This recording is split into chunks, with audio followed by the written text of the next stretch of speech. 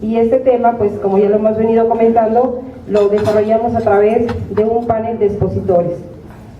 Uno de ellos, el licenciado en Contaduría Pública, Marcos Ricardo Díaz Elías. Le pido por favor si van tomando su lugar. El licenciado Marcos Ricardo Díaz Elías es asesor y capacitador en temas relacionados con el funcionamiento de facturación electrónica, nómina y contabilidad fiscal. Es expositor en sistemas de software fácil en foros de revista Tax Editores, Colegio de Contadores Públicos de León, entre otros. Bienvenido, contador, muchas gracias por estar con nosotros.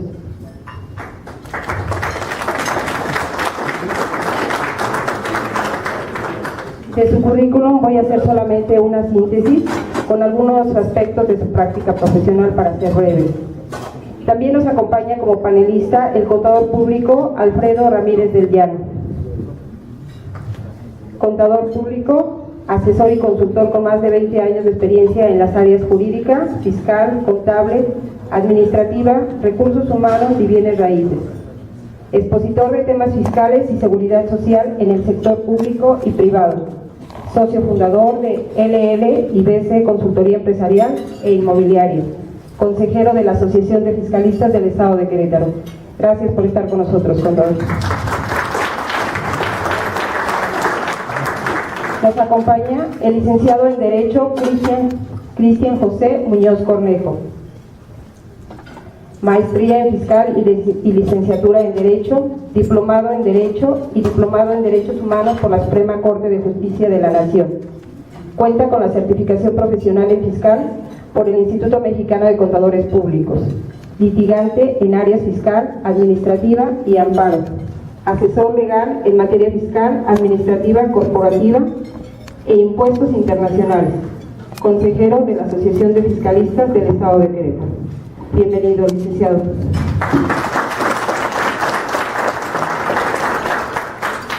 Nos acompaña también como panelista el contador público certificado Carlos Mario Mejía Cruz.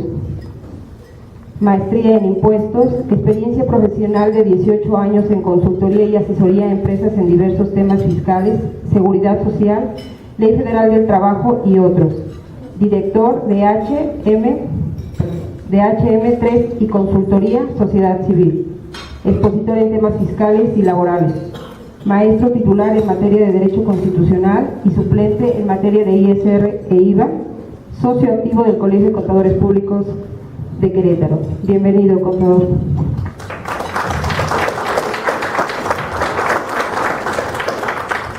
Y funge como moderador de este panel el contador público certificado Carlos Bautista Sánchez, estudiando actualmente la maestría en Administración de Empresas con especialidad en Finanzas, consultor financiero certificado por la Secretaría de Economía, conferencista en diversos foros sobre temas fiscales, contables y financieros, asesor y consultor de empresas y director de la firma Soluciones Financieras Empresariales Sociedad Civil, síndico del contribuyente por la Asociación de Fiscalistas del Estado de Querétaro. Bienvenido, contador.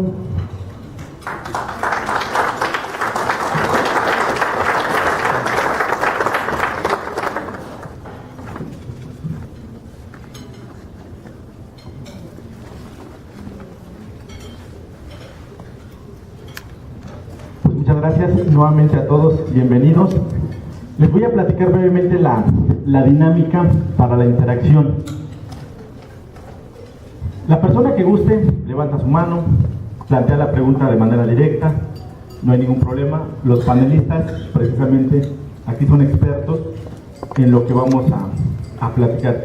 Expertos hasta donde la legislación nos permite conocer en este momento. ¿Por qué? Porque como sabemos, hay situaciones desconocidas. Hay situaciones que nos estamos imaginando, que estamos pensando cómo podrían ser. Sin embargo, dentro de lo que tenemos ya publicado y dentro de las pláticas que se han adelantado con algunas autoridades, pues podríamos dar algún comentario. La segunda forma de comunicarnos va a ser a través de una papeleta. Alguien que diga, yo quiero exponer los datos de manera más precisa, levanta la mano, Marlene acude con la persona, le entrega una papeleta, la llenan ustedes con el detalle que ustedes consideren y nos la pasan, la leemos y tratamos de darles una respuesta o de darles un comentario o una opinión. Pues bueno, sin más preámbulo, agradezco mucho la presencia aquí de mis colegas también, para que podamos empezar a platicar. Y pues bueno, la contabilidad electrónica, como decían, hasta que el futuro nos alcance, y pues ya nos alcanzó, porque habemos personas, me cuento entre ellas, que me da miedo a veces picarle un botón en la computadora o a las tablets y no sé cómo va a reaccionar el aparato. Y mi hija de 8 años se la presto, y es más, en mi celular le encuentra funciones que yo desconozco. Y luego digo, caray, ¿cómo le hizo? Eso nos están obligando ahora a que como contadores conozcamos una serie de situaciones que o eran ajenas o simplemente no teníamos por qué involucrarnos en ese tipo de situaciones, ¿no? Mario, ¿cuál es tu opinión en un contexto general de la contabilidad electrónica? Nos están obligando ahora a que como contadores tengamos conocimientos informáticos. ¿Por qué? Porque un contador que no conozca por lo menos lo básico de informática, ahora pues se va a quedar completamente obsoleto. ¿Qué opinas? Buenos días a todos. Gracias, Tocayo. Mi opinión al respecto es que, en efecto, esta modalidad que la autoridad ha puesto en marcha, porque ya está en marcha, independientemente de algunas cuestiones que puedan entenderse o salgan sobre las dudas de algunas prórrogas que se han emitido, pero finalmente ya está ahí. El 33 del reglamento ya está en función desde abril, tenemos que aplicarlo, no se le ha dado el debido conocimiento y la debida difusión, pero finalmente lo tenemos que llevar a cabo.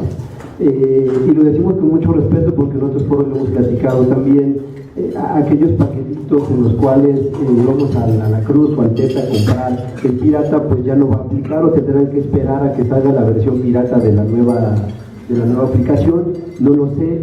Finalmente también es un negocio de algunos, un negocio de pocos, pero sin lugar a dudas lo que nos obliga es a actualizarnos, a conocer, a saber, a meternos más en lo tecnológico y qué le tenemos que picar a esas funciones. Los softwares no han salido.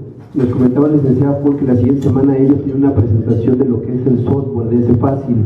Compac, hablando con nuestros ingenieros, todavía no tenemos nada. El mismo ingeniero de la oficina dice, bueno, yo estoy esperando que me capaciten a mí para capacitarlos a ustedes, pero le tenemos que entrar sin lugar a dudas, sino que nos queremos quedar fuera del mercado, tanto actualizarnos, les comentaba ayer, en el conocimiento de las leyes, en el conocimiento de la práctica, llevar a lo tecnológico es vital. La pregunta obligada: ¿debo ajustar mi catálogo de cuentas de mi empresa que se dedica al sector primario al que nosotros llamamos catálogo de cuentas del SAT, Alfredo? Yo considero que sí lo tendríamos que ajustar porque estamos manejando lo que es un código agrupador. Entonces vamos a generar las cuentas de nuestro catálogo, las vamos a insertar o adecuar al catálogo que está emitido por la Secretaría de Hacienda. ¿Por qué? Porque nos abre varios parámetros. Dentro de esos parámetros vamos a incluir nuestras cuentas y sus posibles subcuentas que manejemos como sector primario. A ver, pero este punto es de los más relevantes. ¿Por qué? Porque el código agrupador, que técnicamente le han llamado hacia en el anexo 24, establece pues una estructura de una cuenta distinta a la que yo pudiera manejar. Es más, dentro del despacho pudiera haber clientes que tienen una estructura de 3 niveles. 3 niveles con 3 dígitos cada uno, son 9 numeritos al final de cuentas, que no se ajusta con un código agrupador. Ahí, esa parte, contador, tú que estás muy metido en la parte del software, ¿cómo le voy a hacer? ¿Tengo que cambiar completamente la estructura de mi cuenta? ¿O de qué manera vamos a poder manejar el código agrupador con nuestro número de cuenta de nuestro propio catálogo? Buenos días a todos. Aquí lo que se manejará como el grupo, la clave agrupadora va a ser muy similar a lo que se manejó con el sistema de nóminas, cuando se dio la clave. Nuestro catálogo de cuentas puede ser la estructura 423, 223 o como lo tengamos nosotros en nuestro sistema de contabilidad. Lo que se hará es a la cuenta, por ejemplo, no sé, bancos. A lo mejor la cuenta de bancos es la 1110 00 000 y en la clave agrupadora viene que es la 2. Nosotros lo que haremos es, a esa misma cuenta que tenemos, únicamente le vamos a asignar la clave agrupadora número 2 y a sus subcuentas, la 2.1 en caso que sea bancos nacionales o 2.2 en caso que sea bancos extranjeros o en dólares. Es decir, ahora mi número de cuenta va a ser 2.1442. No, el número de cuenta va a seguir siendo el mismo que manejamos en nuestro catálogo. No va a cambiar el número de cuenta. Se mantiene. Ok. Lo que sí se va a anexar va a ser la nueva clave que nos está proporcionando el anexo 24 para todo nuestro catálogo de cuentas que caiga en el supuesto que venga en la que nos dio, en este caso, el anexo 24. Ok, qué bueno que lo mencionas de esa manera, porque la inquietud de muchos colegas que se han acercado con nosotros es precisamente esa. ¿Cómo es que voy a hacer para ajustar mi catálogo de cuentas actual al código agrupador que la Secretaría ha publicado a través del anexo 24? Pero bueno, Cristian, tú que te gusta estar con la autoridad y encontrarle los puntos finos a las publicaciones, ¿tú qué opinas de la Contraloría Electrónica? Ahora nos van a obligar a, como lo estamos platicando, a que el catálogo de cuentas sea ahora referenciado con un código, con un número, y ese mismo lo vamos a tener que enviar a la Secretaría de Hacienda, y pues ellos van a tener toda nuestra información en la forma y en el formato que ellos nos están solicitando. Ahora sí que el formato que ellos establecieron para agrupar el balance en activo circulante, fijo y diferido, como actualmente lo conocemos, para ellos va a tener otro significado porque lo está pidiendo en función de algo muy específico, muy estricto.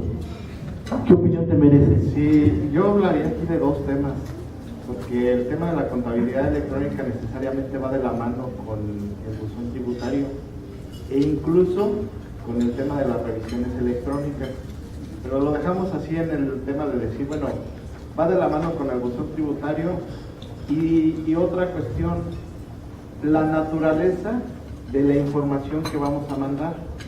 Yo empezaría por el buzón tributario y les diría, al buzón tributario le están dando muy mañosamente el carácter o la característica de parte de nuestro domicilio fiscal.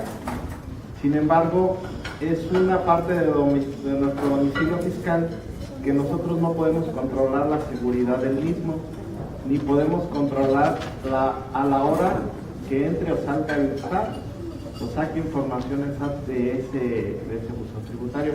Cosa diferente hubiera sido que nos hubieran dicho, oye, sube tu información a una nube que tú contrates. Ahí sí hubiera habido una serie de cuestiones muy interesantes. La primera, el nivel de seguridad, pues ya no hubiéramos sabido que pues, todo correo del SAT que traiga un virus no entra, sería rebotado inmediatamente. Obviamente cada vez que quisiera entrar el SAT nos tendría que pedir las claves, pero desgraciadamente no está sucediendo así. Simplemente el SAT dice, es parte de tu domicilio fiscal, pero yo controlo tu domicilio fiscal y lo hago como yo quiera. Ese sería el primer punto y de ahí se van a desprender muchas cosas. El segundo punto, la naturaleza de la información. Por ahí ya lo habrán leído en la resolución miscelánea. Aparentemente la información no tiene el carácter de definitivo, obviamente porque es información financiera, no necesariamente fiscal.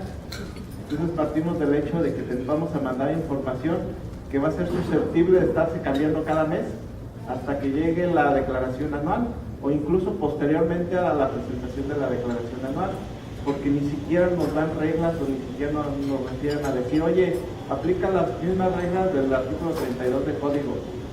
Ni siquiera, precisamente porque la naturaleza de la información pues, no es definitiva, es información financiera. Y ahí empezamos a tener una serie de cuestionamientos y decir, bueno, yo autoridad me puedes exigir que te envíe o te presente informes relativos a la información que tiene directamente relación con el cálculo y determinación de los impuestos. No así información que ni siquiera tiene un carácter de definitivo y que es información que incluso podría ser hasta privada. Y la única excepción a violar esa privacidad o todas las leyes en materia de propiedad intelectual sería la revisión formal de la autoridad. Entonces, atendiendo a la naturaleza de la información, pues entramos a un terreno muy raro, es decir, oye, ¿me vas a revisar sin avisarme que me vas a revisar? Ese sería el cuestionamiento más grande de todo esto. Y más que nada porque no vamos a tener los elementos para poder saber, o los mecanismos para poder saber cuándo entra y cuándo sale la autoridad, y cuándo revisa y cuándo no. Eso quizás es lo más grave del asunto. Posiblemente por ello México sea el primer país en el que te piden o pretenden pedir las pólizas de ingresos y pólizas de egresos, porque ningún país lo ha hecho, precisamente para no violar derechos de los contribuyentes. Ok, temas muy interesantes, o tópicos muy interesantes dentro del tema central que estamos tocando. Buzón tributario. Estamos en julio. En estricto sentido, todas las personas morales ya deberíamos de estar dados de alta en el buzón tributario. Respecto al buzón tributario, Mario, como dice Cristian, le estamos dando la llave a la autoridad para que entre y salga cuando quiera, revise mis documentos cuando quiera. Ahí, ¿cómo va a funcionar el buzón tributario? Bien, sí, comparto lo que comenta Cristian, porque es un alcance muy inclusive más allá de la autoridad. Hay que tener cuidado, ahorita todos deberíamos de estar ya en el buzón tributario. Recuerden que es máximo 5 correos electrónicos, se recomienda que al menos pongan 2 si no quieren utilizar los 5. Yo sí opino al menos que la persona capacitada que lleve la cuenta de su cliente, o yo como representante de la oficina, pues sí esté en los correos electrónicos de los buzones de mis clientes para saber qué están haciendo. Informarlo también, porque de poner el correo de él e informarlo de que le pueden llegar datos, que los puede checar, pero que no dé el clic en la parte donde acepta la notificación, porque entonces empiezan a correr los plazos que ahorita Cristian nos puede dar mejor opinión en qué sentido nos podemos defender. Si ustedes ahorita no le han dado clic a su buzón tributario, no le han empezado a llenar la información, entonces les va a mandar el aviso a su firma electrónica, al correo que tienen en la firma electrónica. El problema es que a veces mandamos a un representante legal o le dimos un poder a otra persona, ya no nos acordamos cuál es ese correo, porque nos ha pasado con muchos de los clientes que no recuerdan qué correo le pusieron a su firma electrónica, o si están adquiriendo un cliente nuevo, pues no saben ellos qué información tienen, porque normalmente no le dan esa importancia. Ya tuvieron que haberse subido por la información que pueda empezar a llegar. Recordemos también que en el buzón tributario, en un momento dado, a los 3 días que llegue el correo, al 4º día hábil, entonces se empezará a correr la notificación, razón por la cual tenemos que empezar a tener cuidado de lo que nos está llegando. De lo que yo he leído, que ya me meto en temas de Cristian, que es el abogado, que en un momento dado le cederé así la palabra a Carlos, lo que he leído es que la autoridad me está notificando solamente de una forma, obviándose o pasando por alto lo que dice el 134 de código, que puede ser también personalmente, por mismo correo electrónico, por estrados, y que en ese sentido en un momento dado pudiese defenderme de alguna resolución que me mande la autoridad que me determine un crédito fiscal. Ahí sí, en ese punto, me gustaría más que tú nos orientaras de lo que hemos leído sobre el buzón tributario, pero es muy vital, es muy importante, señores, que ya estén utilizando la aplicación. Sí, al margen de todo lo que vamos a comentar de la contabilidad, ya hablando en particular del buzón tributario, yo lo agruparé en 2 clases de problemas. Los relacionados con la operatividad del buzón y, digamos, los problemas jurídicos que ya se han ido resolviendo en toda notificación de actos administrativos o de actos de autoridad. Por ahí lo que percibimos del buzón tributario, la regla va más o menos así: te llega un correo o un aviso a tu celular de que ya te llegó algo al buzón tributario, tienes 3 días para abrirlo, y si no lo abres empiezan a correr los plazos a partir del 4º día. Pero desgraciadamente esto enfrenta una serie de problemas prácticos. El primero, el nivel de seguridad de tus cuentas de correos. Volvemos a lo mismo de decir, oye, y si mi cuenta, yo me requiero por normatividad, por política de la empresa, que no todas nuestras cuentas de correos tengan un nivel de seguridad máximo. Entonces todo correo que llegue del SAT, porque todos traen virus, nunca entrará a mi correo. Ese es el primer problema. El segundo problema es que nunca nos dio el SAT reglas para determinar cuándo o qué requisitos debe cumplir esta notificación electrónica. Yo en lo particular lo viví con con la resolución de la cancelación de un certificado para emitir CFDIs. Nunca se lo notificaron al contribuyente en el buzón tributario. Tuvimos que promover una queja en Prodecon y nos dieron la notificación vía el informe de Prodecon. Desgraciadamente venía ahí una cosa absurda que nunca lo han comentado en el SAT y resulta ser algo hasta ofensivo. Venía una certificación en el informe donde el propio SAT decía: la notificación nunca se mandó al buzón tributario. Así como lo oyen burdamente, nunca la mandaron. Y aunque lo hubieran mandado, no me imagino qué van a decir esas certificaciones. De hecho, en algún momento se lo preguntamos a Prodecon: oigan, ¿ustedes saben algo de esto? ¿Cuáles van a ser los requerimientos técnicos, la normatividad que tendría que seguir el SAT? Incluso por ahí, ya ven que no está ausente el ingenio del mexicano y de quien no quiere cumplir con las reglas. Simplemente por ahí empieza a sonar: oye, si te metes dentro de cierto tipo de servidores, ni siquiera tu dirección IP pueden rastrear.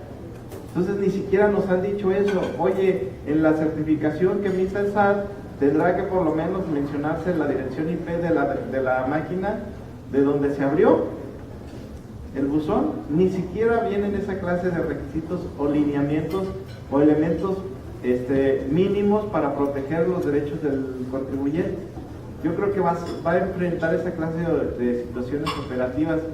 Ahora, pasando al segundo problema, ya ha habido antecedentes de las notificaciones electrónicas. Por ahí en el 2013 en el Tribunal Fiscal, ya con otro nombre larguísimo, pero para abreviar lo denominaremos así, iniciaron los juicios en línea con la modalidad de notificaciones electrónicas y la modalidad de notificaciones por boletín electrónico. En algún momento hubo salas que abusaron de la interpretación de la ley. Por ahí la Ley de Justicia Administrativa nos decía claramente, o les decía claramente a las salas: oye, todo lo relevante lo tienes que notificar personalmente y todo lo no relevante lo tendrás que notificar por boletín. Entonces el resultado que hubo salas que nos notificaran todo por boletín. Entonces llegaron a haber muchos asuntos en los que se les echaron demandas, se tuvieron por pruebas por no ofrecidas o diversas violaciones procedimentales que fueron reclamadas posteriormente. Y la segunda sala de la Suprema Corte de Justicia terminó diciendo: oye, pues la notificación por boletín solamente aplica para lo no relevante. Lo relevante, como una resolución o una sentencia, tendrá que ser notificada personalmente. Ya por ahí, concuerdo, hay los antecedentes para que la autoridad no propiamente abuse de esta prerrogativa.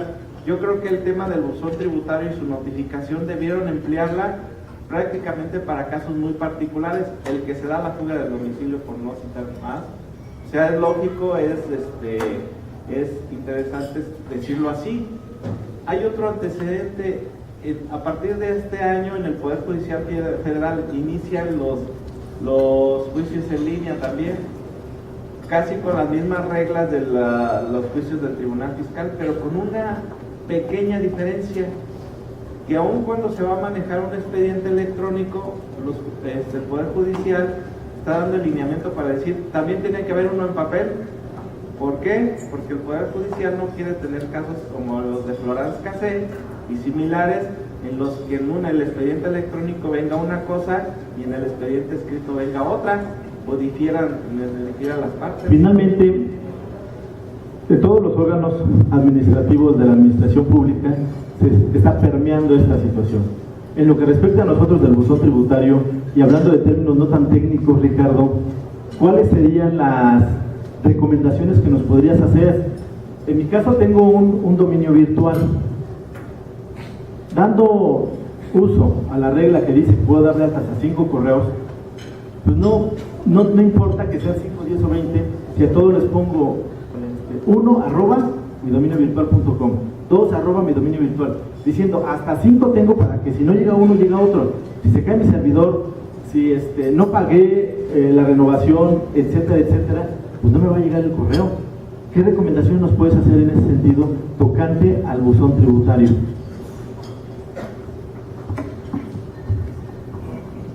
Bueno, aquí, como bien comentas, pues es dar de alta una cuenta que todos podamos en un momento llegar a manejar.